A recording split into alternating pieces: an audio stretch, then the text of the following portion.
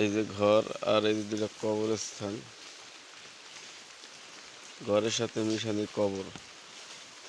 এই কবরওয়ালারা নিয়ে অনেক কাহিনী, আপনারা কথাগুলো শুনবেন। ওনার অনেক সম্পদ ছিল, ওনার বোনেরা ওনার কাছে সব নিয়ে গেছে।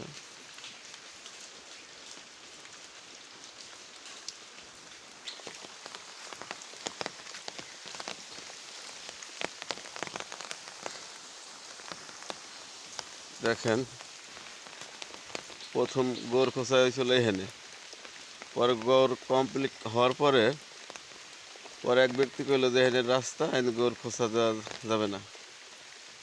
পরে এখানে কবর উঠে নিয়ে গেল এদিকে, এখানে মাটি দেওয়ার দিল না জায়গার অভাবে। পরে একজনে কইলো যে তখন জায়গা দিয়ে রাস্তায় থলের পাশে আছে। পরে হ্যার কথায় কোদাল যারা গোর খোঁচে হ্যাঁ বলা হইলো, ভাই যে এখানে যখন কবর কমপ্লিট হয়ে গেছে, এখানে মাটি যখন দেওয়ার দেয় না, তাহলে তোমার লাশটা রাস্তা নিয়ে যাও। পরে সবাই আস্তে আস্তে করে রাস্তায় নিয়ে যায়, পানি পুনি দিয়ে দেখেন।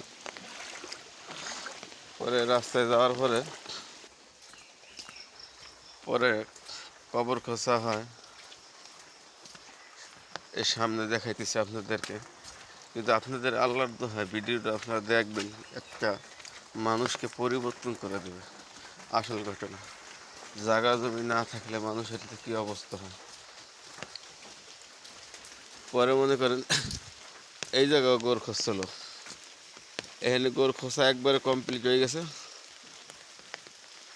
হওয়ার পরে যাক আমাকে ভাই বেড়াদার চাচ্ছো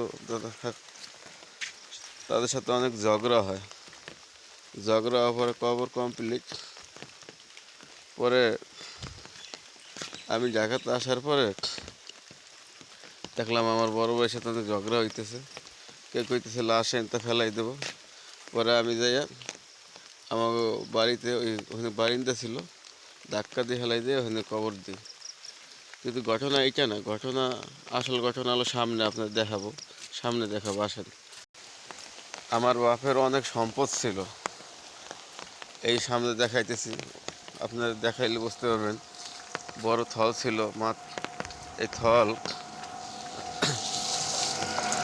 আমার ফুফু, আপন ফুফু 10,000 টাকা 5,000 টাকা এমন করে এক মুন ধান এক মুন চাউল দিয়া সম্পত্তি নিয়ে গেছে। এই গাংসের জায়গা ছিল আমাগো, সব নিয়ে গেছে। কিন্তু আমাদের কোনো কষ্ট ছিল না, জায়গা জমি চিরকাল মানুষের থাকে না। কিন্তু এই যে সামনে যে থল দেখতেছেন, এই থলের পাশেই আমার দাদা দাদির কবর আছে। কিন্তু আমার বাপের শেষ ইচ্ছা ছিল, তার বোনের কাছে বলছিল যে আমার বাপের পাশে একটু মাটি দিস, মার পাশে। আমার অনেক আশা ছিল আমার বাপের। ওই দেখেন, দেখাই, এই যে এই চর দেখেন না, সবই আমাদের ছিল। আমার ফুফু একটি চাউল একটি ধান দিয়ে নিয়ে গেছে। এই দেখেন আমার ফুফুরে ঘর উঠেছে, অথচ আমাদের আজকে থাকার জায়গা নেই। কিন্তু আমার মনের যে কষ্ট একটাই, যে এ দেখেন জায়গা, 1 কেজি চাউল ধান দিয়ে আমার ফুফু জায়গা নিয়ে গেছে।